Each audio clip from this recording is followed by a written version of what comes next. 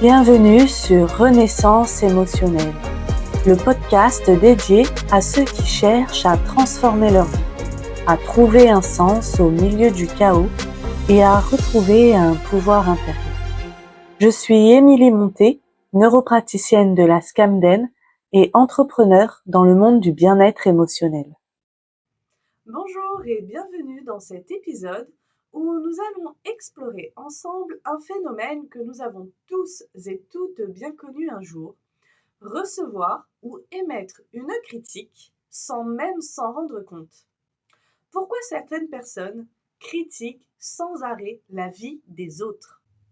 Pourquoi ces critiques semblent injustes, infondées? Et pourquoi les personnes qui émettent ces critiques font parfois pire que ce qu'elles dénoncent?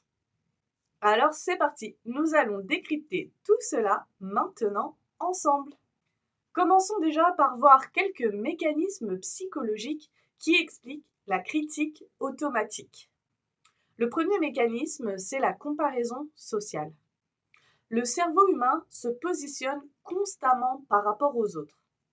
Selon la théorie de la comparaison sociale de Léon Festinger, quand il n'existe pas de critères objectifs, nous évaluons nos critères et nos opinions en nous comparant aux autres.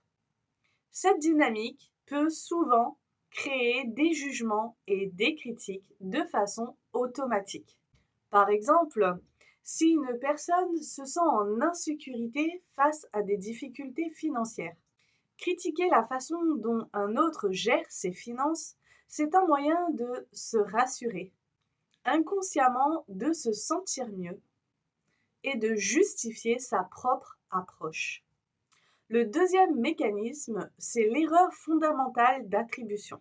C'est un biais qui est étudié en psychologie sociale. L'erreur fondamentale d'attribution, c'est quand nous attribuons le comportement des autres à leur caractère ou à leur intention. Tandis que lorsque c'est pour nous-mêmes, nous mettons souvent la cause sur des circonstances externes. Par exemple, quand on remarque quelqu'un qui ne fait aucun effort, quand c'est l'autre, on va se dire, consciemment et inconsciemment, c'est parce qu'il est égoïste. On lui attribue une cause interne, ça vient de lui. Mais si nous ne faisons pas cet effort, on pense avant tout aux circonstances, les problèmes que l'on rencontre, le manque de ressources, la fatigue, etc. Ainsi, quand c'est l'autre, ça vient de lui. Quand c'est nous, ça vient de l'extérieur. Troisième mécanisme, le biais d'autocomplaisance. Des études récentes montrent qu'on a tendance à juger notre propre moralité et nos propres actions avec plus de positif qu'elles ne sont vraiment. Ce biais peut devenir particulièrement évident dans les jugements moraux. On valorise nos propres actions tout en minimisant nos propres contradictions. Mais on juge sévèrement l'incohérence ou les défauts chez les autres. Quatrième mécanisme, la projection et les biais cognitifs. Je vous en ai déjà parlé des biais cognitifs, c'est les raccourcis que le cerveau humain aime faire. Son but, économiser de l'énergie en traitant l'information rapidement. C'est ce qu'on appelle un biais cognitif, un raccourci du cerveau. Un exemple particulièrement pertinent dans les critiques, on suppose que les autres partagent nos croyances et nos ressentis. Cela nous paraît évident, même si ce n'est pas le cas. Cela nous paraît difficile de penser que l'autre pense autrement. Cela conduit à critiquer des comportements que nous pensons incorrects, que nous supposons incorrects, parce qu'ils ne correspondent pas à nos propres normes. Lorsque l'on reçoit une critique, cela active des zones de notre cerveau liées à la douleur sociale, ce qui donne une sensation proche de la douleur physique. Cela peut réduire notre capacité à penser clairement, ou à entendre ce qui est dit avant d'y répondre. Le cerveau humain associe souvent une critique à une menace sociale. Ça active l'amygdale.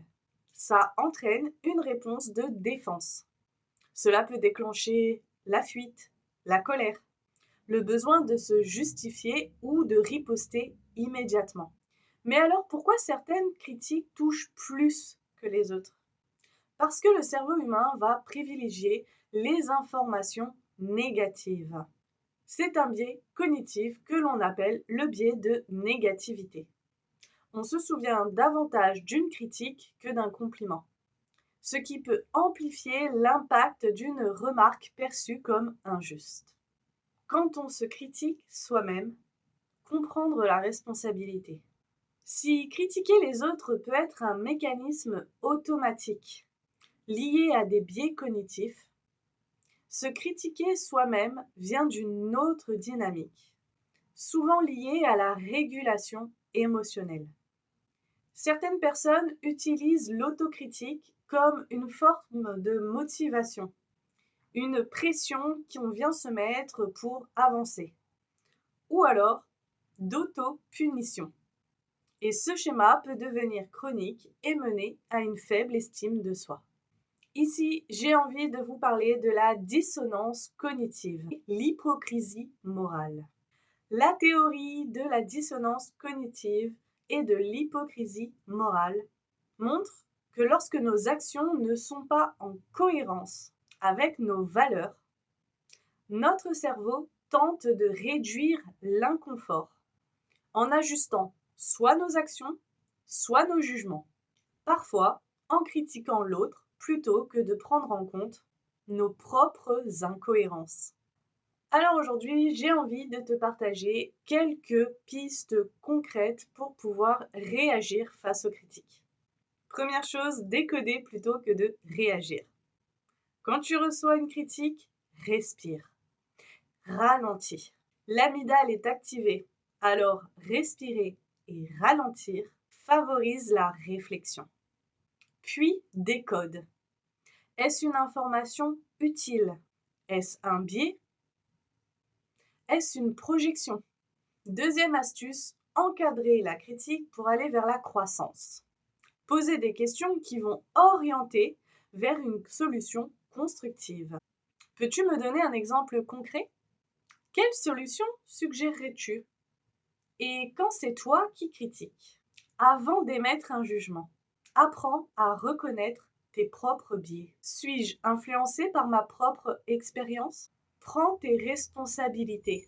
Suis-je en train d'enseigner ou d'imposer? Et apprends à formuler avec empathie. Exprime-toi en termes de besoin et non de jugement. Recevoir ou émettre des critiques n'est pas simplement une question de vouloir faire bien ou faire mal. C'est en grande partie le résultat de mécanismes psychologiques identifiés. Comparaison sociale, attribution, biais cognitif, défense de l'estime de soi, qui s'activent automatiquement dans nos interactions sociales. L'important, ce n'est pas de supprimer toute critique. De toute façon, on n'y arrivera pas. C'est de devenir conscient de ces mécanismes, de prendre la responsabilité de ses propres jugements et de créer des interactions plus constructives. Et si tu veux aller encore plus loin, je te recommande mon atelier e-learning. Toutes les informations sont en description. Revoir le conflit autrement.